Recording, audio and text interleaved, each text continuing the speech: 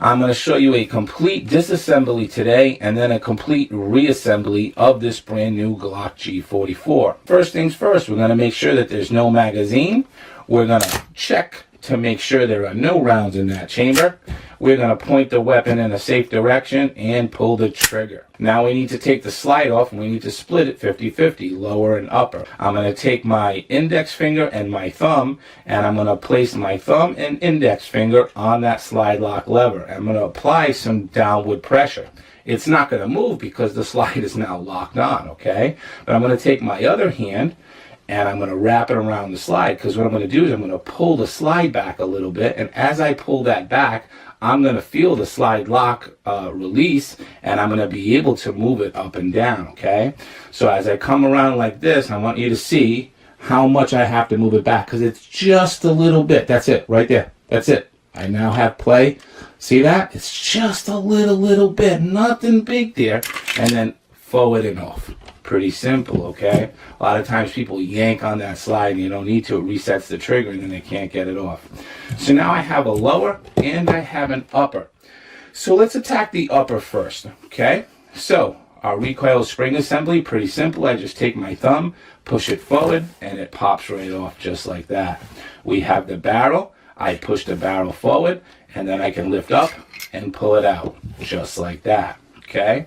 Now we need to get into our internals of the slide.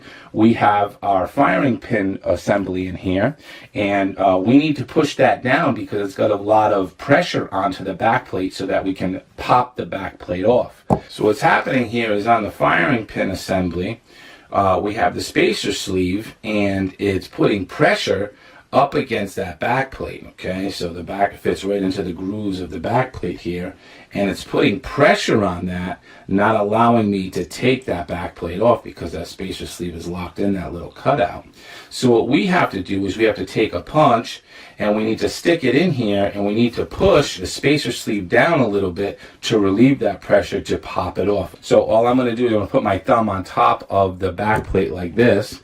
I'm going to come in with my small punch, and I'm just going to push that down and pop off the back plate, okay? It's that simple. So the smaller the punch, the better here on the 22, okay? The bigger calibers you can get away with actually using the Glock tool. It's really simple, but I find it's going to be a lot easier the smaller you get to use that, all right?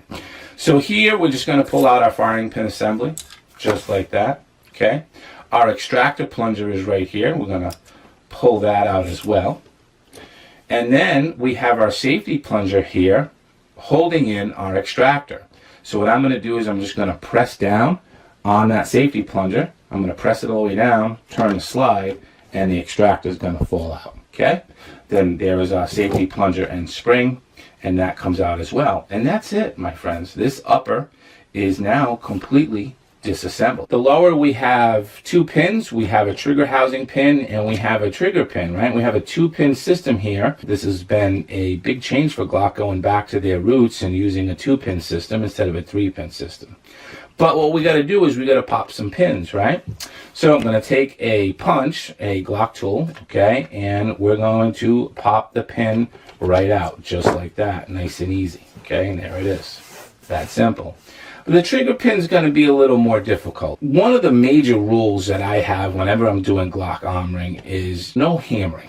Okay? If I don't have to hammer stuff, I don't want to. Now, in a polymer 80 system, it's a little bit different because I got a big block and there is a little hammering involved. But on a Glock specific, a manufactured Glock, there should be no hammering involved at all. But the trigger pin is the part where people have a tough time, so they start hitting it with the hammer. And the truth here is that you shouldn't have to do that. You have to get the right feel down for it, or maybe even practice it and get used to it, because once you got it, once you know what you're looking for, it is so simple. The trigger pin is going in, is going through the locking block, through the trigger, and then on either side, because this is a Gen 5, it's capturing the slide stock. And it's got little notches in it that are catching on the holes of this slide stop, okay? And it's locking into those little notches. And so what happens is people are trying to push this pin through, but they're hung up on the notch and they get frustrated. They start to try to bang it.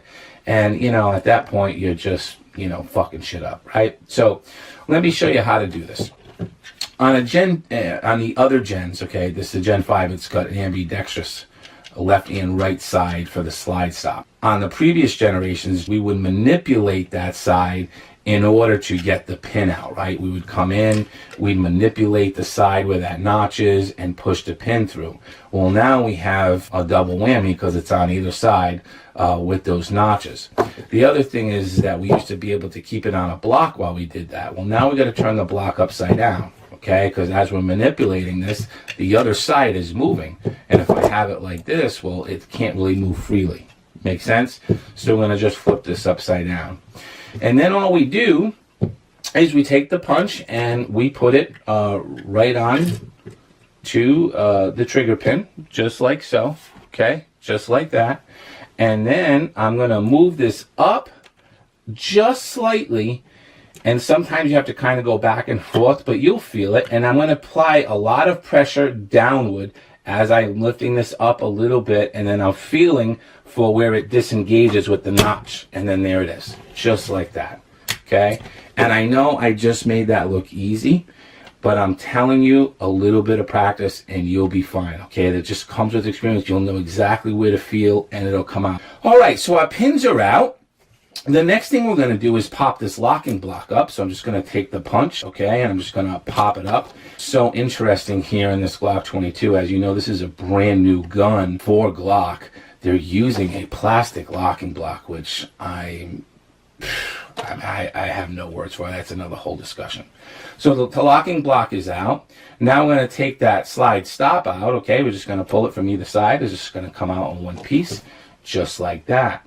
Now we have the trigger shoe, the bar, all the way into the trigger housing. We're just going to lift it up and right out of the frame. What we're going to do is I'm just going to push it back and then out, just like that, okay? So our trigger bar and shoe is now released. So much easier without springs and all that other stuff, right? The next thing we have is our connector. You can see the orange goop there, anti-seize that they use. Okay, this is a brand new gun. We need to pull out this connector, so I'm going to take a small punch. I'm going to come in from the other side here where the connector is, and I'm going to take a punch, and I'm just going to push it right out, just like that. So there's our connector, okay? And that's it, my friends, okay? We can disassemble that stuff, but we don't really need to do that for this application. So what we're going to do is, to put the connector back in, we're just going to flip it upside down. We're going to place it back in, and we're going to press down here, right? We don't want to press up here and bend the connector. This is why we flip it upside down, and we just push it back into place. Really easy, right? We're going to take our trigger bar, and we're going to come in on that same angle, locking that cruciform right into that little slot that it loves. Bang! Just like that, and it's in place. So easy, you know, they really made it easy here.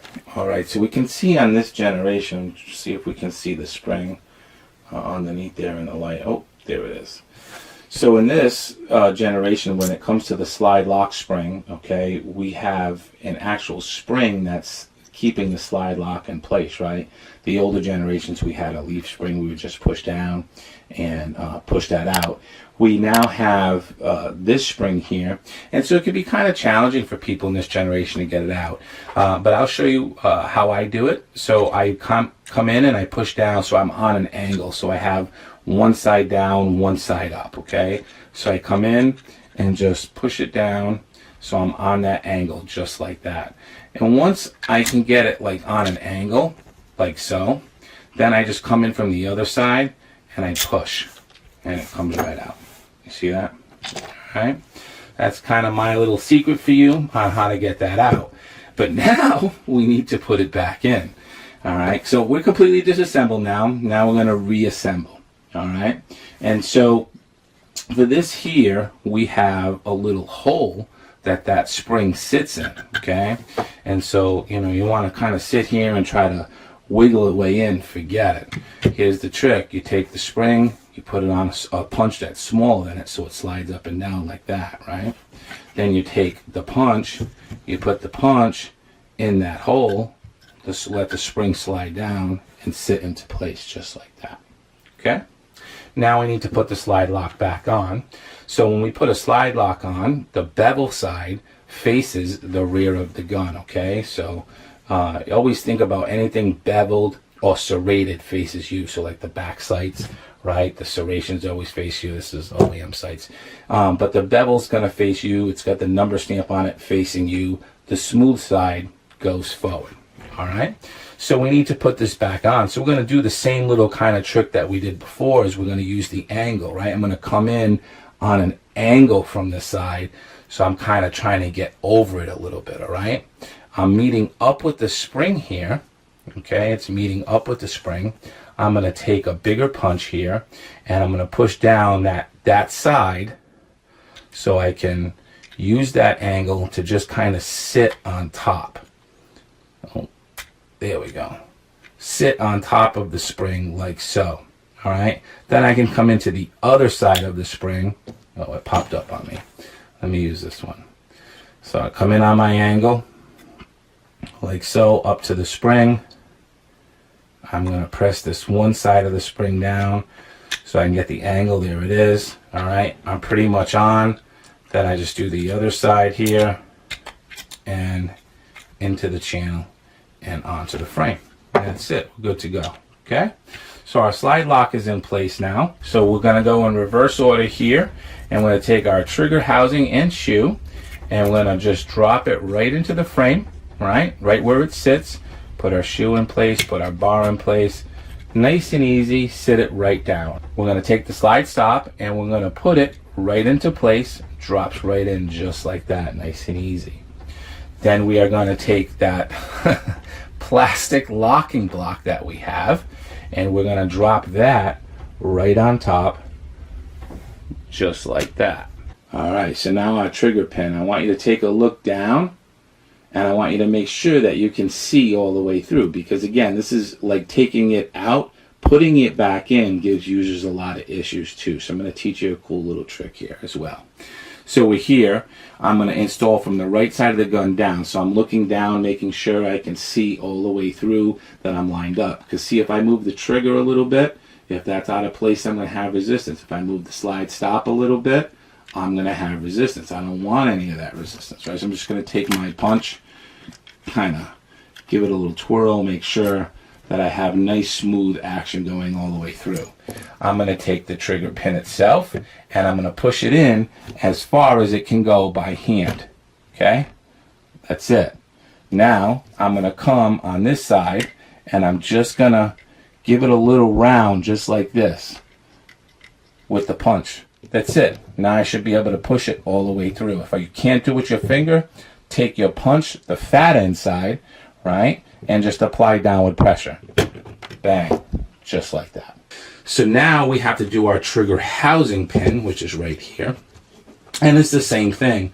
Put it in, push it in as far as I can with my finger, come in through the other side, make sure, give it a couple little roundabouts like this, and you can actually even keep pressure on it. I can feel it wanting to drop in place, but you know, for demonstration purposes, we're going to use again this back end of this screwdriver handle, and we're going to push straight down and in just like that. Okay, and then you can straighten it the rest of the way, nice and even. All right, so our lower is back together, and now we just need to put our upper back together, right? So we come back over here to our upper, and we're going to go in reverse order that we did there. We had our safety plunger spring. All right, so you always want to remember stamped numbers to the inside, right? So stamped number to the inside, and we just drop that bad boy right in place, just like that, okay? Our extractor needs to go in, okay? Our extractor on one side has the circle here, and on the other side has the claw. The claw is going to face, right? That's what's grabbing the shell. That's what's going to face the front, okay? So it's going to go in flat-faced, just like this. What I'm going to do is with my finger, my thumb, I'm going to hold that safety plunger down. See how it's flat there? Just like that. That's where our extractor is going to sit in, okay?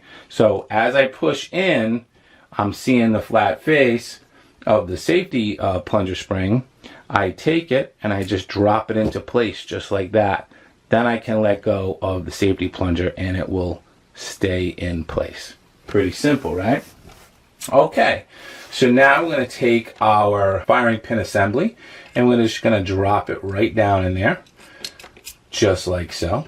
Okay, we're going to take our extractor plunger, spring and bearing, and by the way, if you need to take this apart, it's really simple. You just pull it off just like that. And then the spring-loaded bearing here, if you need to get that off, a lot of times people are trying to get in there with their nails and pull it off. All you have to do is take a small punch, go up the spring the opposite way, and bang, just like that, and it comes out, okay? So it's just another little trick for you. But we'll put the spring-loaded bearing back on, put it back on the extractor plunger there, just like that. So we're going to put this down into the slide. You always want to remember metal to metal, plastic to plastic, right? So what's up here is plastic, the back plate. So the spring-loaded bearing, plastic to plastic, metal coming down, so metal to metal, right? So bang, right down into our extractor safety plunger area, okay? So with the back plate, what we want to do is want to make sure that we're nice and straight. Now I've shown this in other videos, but I'm going to show it here as well. A lot of times when people are trying to put on a back plate, they take a punch, you know, they've seen a video or something where they take a punch and they push this down, they push the spacer sleeve down, and they try to get it on, but then the back plate gets crooked on them, okay, because they're trying to get a little punch on this big area here and push it down. So just flip the punch upside down, all right, put it into the corner, and then see how I can push the whole thing down very easily. Then I can slide the back plate on a little bit. Then I need to just put the front portion of the punch onto the extractor plunger. I press the extractor plunger down with the front end of the punch, and then I'll be in business and I'm on. Okay?